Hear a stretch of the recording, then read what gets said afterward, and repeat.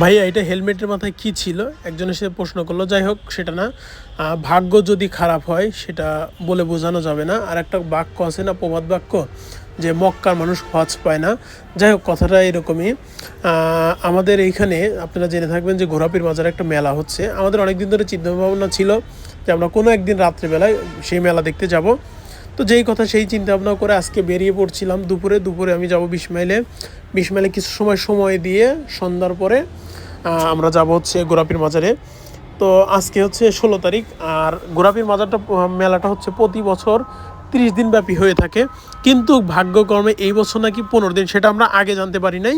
জানতে পেরেছি যখন আমরা ওখানে গিয়েছিলাম। তো রাত্রেবেলায় আমরা চারজন, আমি, তানভীর, জিহাদ এবং আনোয়ার ভাই, চারজন মিলে চলে গেলাম মেলায় দেখতে। গিয়ে দেখি মেলা শেষ, সমাপ্তি, সব কিছু গুছিয়ে নিয়ে যাচ্ছে। আর তো কিছু করার থাকবে না এখন। তো যেই কথা সেই কাজ।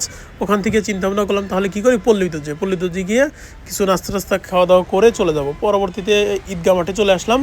এখানে ফুড ভিলেজ আছে, ফুড হ্যাভেন আছে, কিন্তু ঈদগাহ মাঠের একটা ভালোবাসা, যেহেতু অনেক পুরাতন জায়গাটা, সেইখানেই চলে আসলাম আবার। কিন্তু এইখানে সারা জীবনই জ্যামজট থাকেই।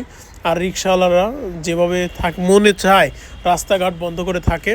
তো যাই হোক এখানে আসার পরে কি খাওয়া যায়, পরে আনোয়ার ভাই বললো নল্লি খাবো। ঠিক আছে, আমি তো নল্লি পছন্দ না, যদিও খাওয়া শেষ করলাম।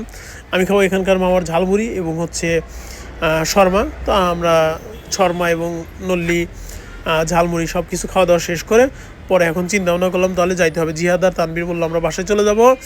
আর আমি আর আনোয়ার ভাই তাহলে 20 মাইলে আনোয়ার ভাইরে নামিয়ে পরে আমি বাসায় যাব।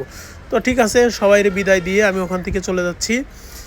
এবার সবাই টাটা দিয়ে চলে যাব 20 মাইলে।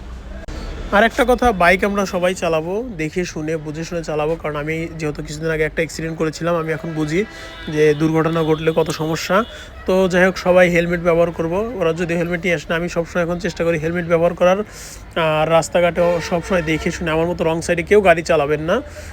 এগুলো খুবই মারাত্মক ঝুঁকি এবং ক্ষতির কারণ হয়ে দাঁড়াতে পারে। যাই হোক সবাই ভালো থাকবেন, আল্লাহ হাফেজ। আর ভিডিওটা ভালো লাগলে লাইক কমেন্ট শেয়ার করবেন। নেক্সট টাইম মোটো ব্লগ ছাড়বো বেশি বেশি। ধন্যবাদ সবাইকে।